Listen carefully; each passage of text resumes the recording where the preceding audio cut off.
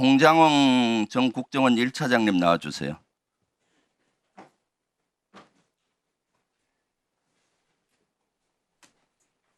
네, 그 1차장님은 12월 3일 날 비상계엄이 있는 날 한 20시경에 전화를 대통령이 전화가 올 테니까 전화 대기하라는 거 누구로부터 받았습니까?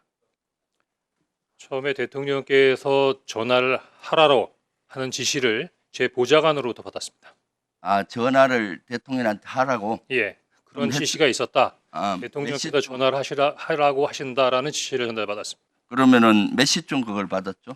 예, 한 8시 좀 넘어서인데 제가 저녁 8시 22분에 대통령께 전화를 드렸습니다. 아, 먼저 전화를 드렸어요? 예. 8시 22분에? 그 지시를 받고 네. 제가 전화를 먼저 드렸습니다. 그럼 그 대통령이 뭐라고 얘기를 했습니까? 무슨 보고를 했죠? 요지는 한두 시간 후에 중요하게 전달할 사항이 있으니 통신 축선에 대기하라는 지시였습니다. 아, 통신 숙선에 대기해라. 그렇습니다. 내용은 얘기 안 하고요. 예, 그 내용은 아마 그 중요한 얘기가 있는데 한두 시간 이후에 얘기하겠다라는 말씀으로 이해했습니다. 아, 그리고 나서 그러면은 뭘로 유추했습니까? 사실 그때는 특별하게 유추할 수 있는 근거가 없었습니다. 그래서 그 다음에 다시 대통령한테 전화가 온 시간이 언제입니까? 8시 22분에 통화를 한 이후에 대통령께서 대기하라고 한 말씀이셨기 때문에 국정원 청사로 돌아가서 직무실에서 대기하고 있었습니다. 그리고 대기하고 있는 중에 10시 23분에 비상계엄이 일어난 부분을 TV로 보고 그 후에 한 30분 정도가 지난 10시 53분 정도에 대통령께서 전화를 주셨습니다. 그때는 대통령이 1차장한테 전화를 먼저 했다. 그렇습니다. 네. 어떤 내용의 전화를 했습니까? 전화 내용이 뭐였습니까? 첫 번째는 비상계엄을 발표한 사실을 확인했는가 하는 부분이고 두 번째는 아까 윤건영 의원님께서 질문했던 내용과 동일합니다. 중요한 요지는 그 방첩사령부를 적극 지원하라는 부분이 요지였습니다. 방첩사를 적극 지원하다. 그리고 또 있었잖아요. 뭐 잘 지원하면은 예산도 주고 수사권도 주겠다. 뭐 이런 얘기. 아니 그런 말씀은 아니셨고요. 네. 풀 텍스트를 직설화법으로 원하신다면 그대로 말씀드리겠습니다. 그럼 방첩사를 지원하라. 예, 전화를 받으니까 네. 비상계엄 발표하는 걸 확인했냐고 물으셨고 네. 그다음에 조금 좀 강한 어투라서 말씀드리기가 좀 어렵습니다만 하여튼 이번에 다 잡아들여서 싹 다 정리해라 라고 말씀하셨습니다. 근데 그때 목적어가 없었습니다. 그래서 어느 누구를 그렇게 해야 되는지까지 잘 몰랐고 그렇다고 대통령께 누구를 체포하라는 말씀이십니까? 라고 여쭤보기도 뭐해서 잠깐 기다리고 있는데 대통령께서도 약간 말씀에 퍼지가 있었습니다. 그러더니 지금 주시겠다는 건지 아니면 향후에 주시겠다는 건지 말씀하지 않은 상태에서 국정원의 대공수사권을 줄 테니 이번에는 일단 방첩사를 적극 지원해라. 아마 방첩사에 자금이면 자금, 인원이면 인원 무조건 지원해라고 말씀하셨습니다. 네. 그래서 비상계엄. 제가 네. 예 알겠습니다라고 답변했습니다. 아, 그래요. 그래서 1차장은 방첩사령관한테 전화를 했나요? 그렇습니다. 몇 시에 했죠? 10시 53분에 대통령님 전화가 끝나자마자 대통령께서 지시하신 분이 방첩사를 지원해라라는 부분에 지셨기 때문에 이어서 바로 기억하기로는 11시 6분에 방첩사령관에게 전화했습니다. 방첩사령관한테 전화를 했는데 그때 방첩사령관하고 무슨 통화를 했습니까? 예, 방첩사령관에 11시 6분에 전화했던 것은 처음 전화가 아니고요.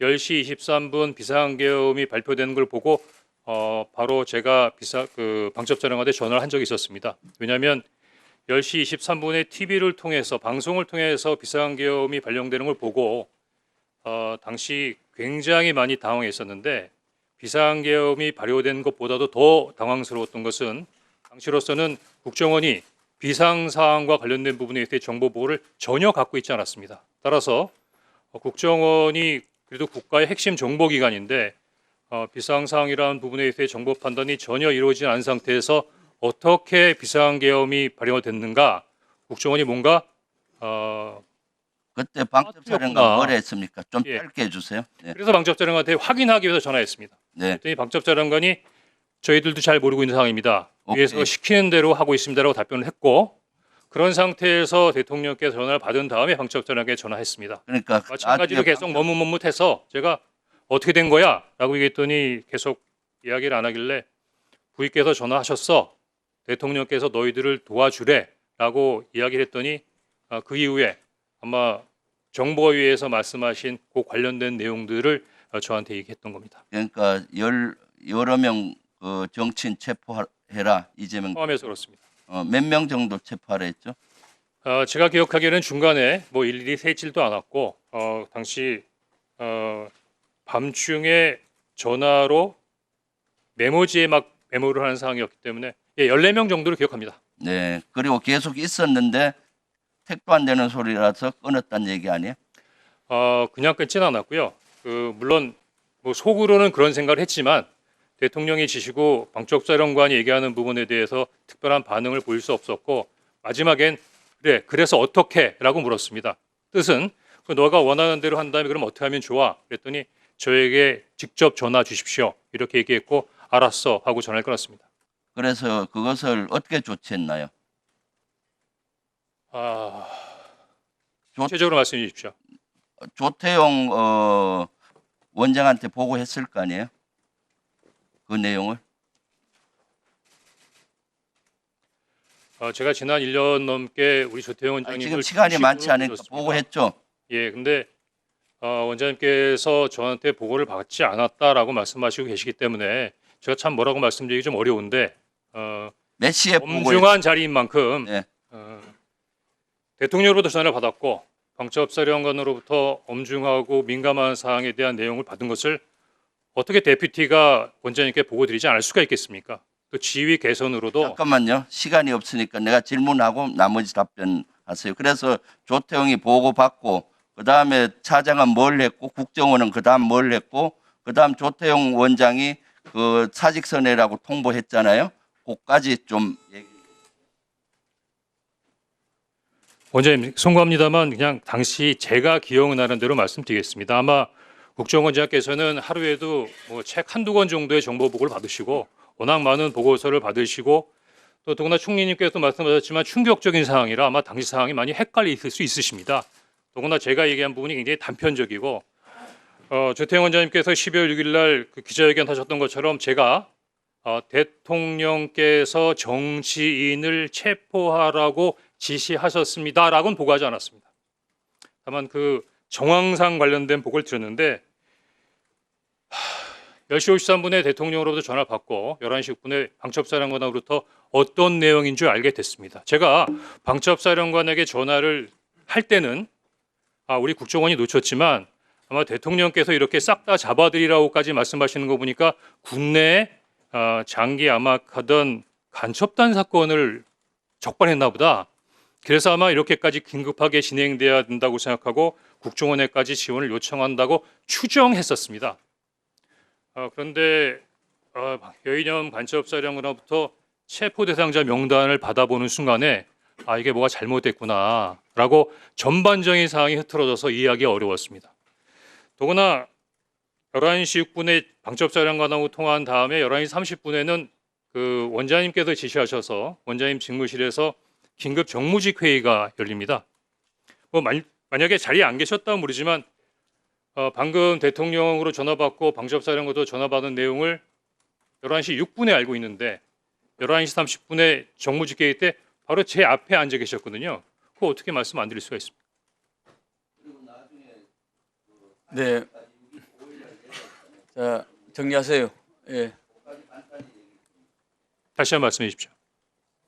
12월 5일 날 조태용 원장이 사직서 내라고 내야 되지 않겠냐. 근데 그 부분도 지금 그 국정원장님께서는 그 홍장원 차장이 정치적 중립 위반 의무를 위반했기 때문에 경질했다고 말씀하시는데 알았어요. 12월 5일 날 저한테 말씀하신 내용하고는 전혀 다릅니다. 네, 추가를 해주십시오. 네. 네, 추가를 해주십시오. 네. 자, 우리 국가정보원장님, 네, 홍정원 1차장님께서 아까 말씀을 하셨습니다. 뭐냐면은 크게 이제 두 가지 부분이에요. 대통령이 정치인을 체포하라는 지시를 했다는 그 부분, 그리고 또 두 번째, 이번에는 나오지 않았습니다만 그 전에 얘기했었던 게 뭐냐면은 대통령이 직접 경질을 지시했다라고 하는 이 부분, 이 두 가지 부분에 대해서 지금 정보원장님하고 국가정보원장님하고 국정원의 1차장, 전 1차장하고의 진술이 매우 다릅니다. 국민들이 이것을 봤을 때는 국정원의, 아니, 대한민국 최고의 정보기관인 국정원의 원장과 차장의 답변이 다르다. 이것을 가지고 어떻게 이해를 할 수가 있겠습니까? 자, 국정원장님께서 이 부분에 대해서 명확하게 한번 답변을 한번 하실 필요가 있다는 생각이 있어가지고 답변 기회를 드리도록 하겠습니다. 국정원의 그 원장과 전 1차장 사이에 상호 다른 지금 말씀을 드리게 돼서 그 상황 자체가 아주 당혹스럽고, 특히 국가안보의 최일선에 서서 헌신하고 있는 국정원의 모든 직원들께 대해서 제가 송구스럽게 생각을 합니다. 그다음에 지금 의원님 질문하셨던 것과 관련해서는 첫 번째가 이제 우리 홍 1차장의 교체 관련해서 대통령이나 대통령실의 지시가 있어서 한 것이 아니고 제가 건의해서 했다고 다시 한번 제가 분명히 말씀을 드리겠고요. 그리고 아까 홍 차장이 제가 사직서를 내라고 통보했을 때에는 이재명 대표에게 전화하라고 하는 것이 정치 개입이기 때문에 내가 일을 할 수가 없다라고 말을 하지 않았다고 했는데 그 말씀은 맞습니다. 대체로 제가 인사를 할 때 그런 얘기들을 하면서 인사를 하진 않죠. 저는 정무직은 일할 때까지 일을 하는 자리이니까 지금 사표를 내달라라고 얘기를 했습니다.